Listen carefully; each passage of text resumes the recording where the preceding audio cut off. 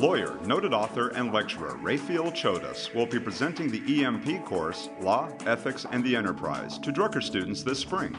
Professor Chodos received his BA in philosophy in 1964 from the University of California, Berkeley, and his JD from Boston University in 1977. He earned his way through college teaching classical Hebrew, Latin, and Greek, intending, while as an undergraduate, to pursue an academic career. However, after graduating college, he changed directions and became active in the computer industry. He eventually founded a software firm in Boston where he developed and marketed one of the world's first commercial expert systems. After Raphael sold the system to many Fortune 50 companies, and while managing the business full-time, he completed his law school training and began his career in law. Let's find out now from Professor Chodos what students can expect if they take this course. Well, the syllabus identifies two classes of objective. The first is called a knowledge transfer objective. And that comes from my idea that business students need to know something about the law, particularly those areas of the law that impact business enterprises in America.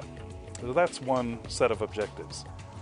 Another set of objectives, though, that's more in keeping with the tradition of the Drucker School, I thought, is what I call a set of dialectical objectives. And there, the purpose is to encourage the students to think and speak and write with authenticity and convincingness about these topics, law, ethics, and the enterprise.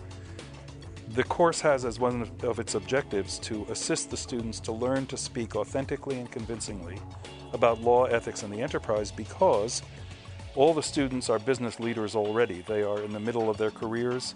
This is part of the executive MBA program. And for a business leader to be able to speak that way is very important. The course is being offered on 7 consecutive Saturday afternoons from 1 to 4 p.m., beginning March 29th this year, and ending in some date in May, which I always have to recalculate and always forget. Class participation is 50% of the grade. I have a series of essay assignments, and that will be 20%. And then I'm going to have one final assignment plus the mock trial. And those two grades together will comprise 30%. And the reason they're being combined is, in the mock trial, not everybody will be able to do the same amount of work. The lawyers will work harder than the witnesses, and the judges won't work at all, and the jury, as usual, and the jury members will work hard. So, for those students who choose those roles or who get those roles, maybe more of the 30% will be allocated to the mock trial versus others. The preconceptions and attitudes that people will be bringing to the course are very important as a starting point. And in fact, in the first session of the class, part of the time will be spent just eliciting from the students their existing preconceptions and attitudes.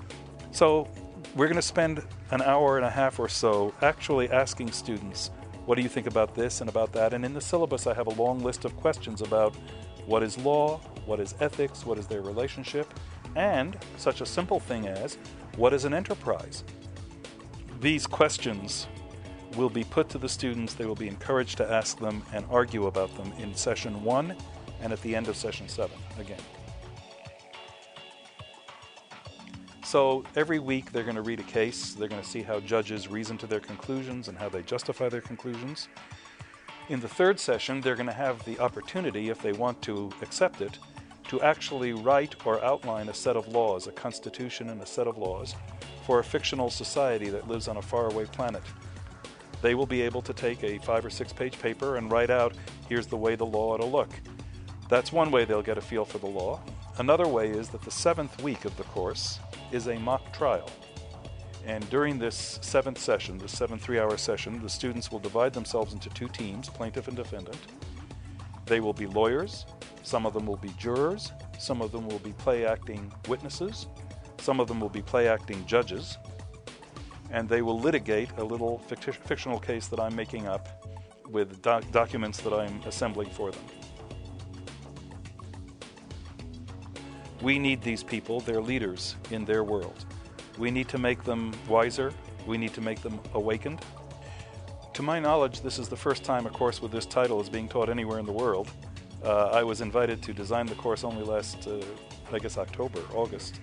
And part of the purpose of the course is going to be to encourage the students to think from first principles, question their most basic assumptions, and hopefully come to a place where they feel confident about what they're thinking and saying and writing.